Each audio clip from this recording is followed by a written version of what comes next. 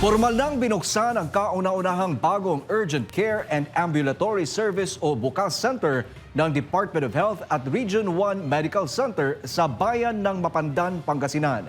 Si J. Miguel Mendoza magpabalita. Nag-aalok ang BUCAS Center na libreng konsultasyon, mga serbisyong laboratorio at iba pang mahalagang serbisyo medikal nang hindi kinakailangan maadmit sa ospital maliban kung kailangan. Dumalo sa inaugurasyon si Mapandan Mayor Carl Christian Vega, DOH Ilocos Regional Director Dr. Paula Paz Sidyongco, R1MC Medical Center Chief Dr. Joseph Roland Mejia, Philanthropist Dr. Ashok Basandani, kinatawan ni Board Member BC Bentanilla, kasama ang pang opisyal at kawani ng R1MC at mga kinatawan ng lokal na pamahalaan. Ipinaliwanag ni Dr. Sidyongco ang kaibahan ng BUCAS Center sa mga ordinaryong health center. Anya, malaking tulong ito lalo na sa mga pasyenteng nangangailangan ng serbisyong medikal lampas sa regular na oras ng opisina. Itong BUCAS Center po ay of course para ma-improve yung access ng mga indigent natin sa ating center. Ang pagkakaiba nito sa ordinary health center, yung ordinary health center is 8 to 5 lang. So ito, magbubukas siya from 7 a.m. to 7 p.m. po, Monday to Saturday.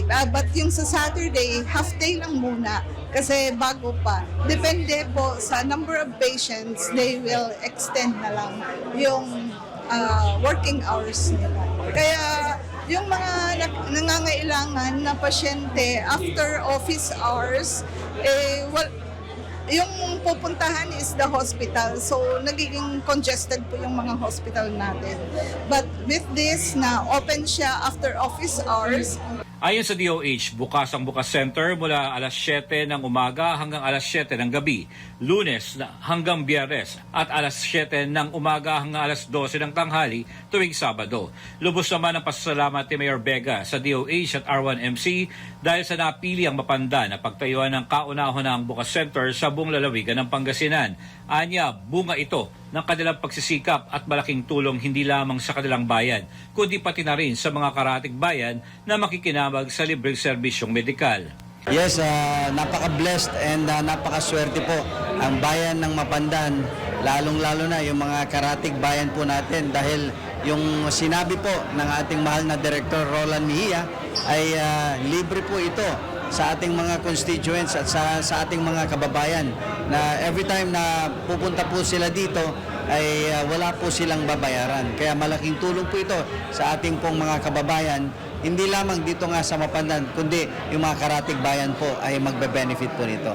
Dagdag pa ng alkalde, matagal nilang pinagsikapan na maitayong pasilidad sa kanilang bayan upang mas malapit ang serbisyong medikal sa mamamayan at hindi kailangan bumiyahe pa sa malayong ospital sa lungsod para sa agarang lunas. We really push hard. Yung sabi ko nga po kanina, yung behind the camera na mga behind the scenes na mga ganap ay sobrang tedious, sobrang busy po at talagang we really aim na buksan po natin yung unang BUCAS Center dito sa bayan ng Mapandan, ang una dito sa probinsya ng Pangasinan. Nagbunga na nga po sa long wait is over at officially we're open from 7 a.m. until 7 p.m. Mondays to Fridays at yung Sabado naman natin ay 7 a.m. hanggang 12 noon. Isa po itong napakalaking tulong sa ating mga pasyente dahil yung mga hindi na kailangan pumunta pa sa mga cities natin, yung malalaking ospital, dito na po sila mabibigyan ng unang lunas. Ayon naman kay R1MC Director Dr. Mejia, libre ang lahat ng serbisyo sa BUCAS Center, kabilang na ang mga gamot na ibibigay sa mga pasyente. Giit pa niya, kabilang sa mga serbisyong inaalok ang iba't ibang clinical services na kinakailangan ng mga pasyente. Actually, itong BUCAS Center talagang libre ito from diagnostic services. Examining ka ng radiology o magpapa-ultrasound ka from laboratory at saka yung gamot, may gamot na rin ibibigay ang basic services nito. Binibigay natin dito lahat na clinical services, medicine, pedia, OB, surgery, radiology, pathology yung sa laboratory. Tapos meron tayong schedule ng sub-specialist natin na pupunta rin dito. Kagaya ng mga cancer specialist, endocrinologist, nephrologist, urologist, lahat. Nagro-rotate sila rito. Target ng DOH na magkaroon ng bukas center sa bawat lalawigan upang mas mapalapit ang serbisyo medikal sa mga nangangailangan. Samantala, inanyayahan ni Mayor Vega ang publiko na makiisa at saksihan ang nalalapit na pagdiriwang ng Pandan Festival 2026 mula Marso 15 hanggang 22 taong 2026 dito sa Mapandan.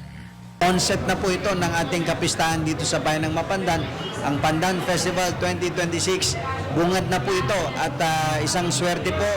We are so fortunate and blessed dahil ito po ay part ng healing, sabi nga po nila. So we will approach our fiesta with all smile. Kaya po maraming salamat, and we are all inviting you to have festivities in the municipality of Mapandan. Pandan Festival 2026, magaganap po yan this coming March 15 hanggang March 22 dito po sa bayan ng Mapandan. Para sa Diyos at Pilipinas kumahal, J. Miguel Mendoza, SMNA News, North Luzon.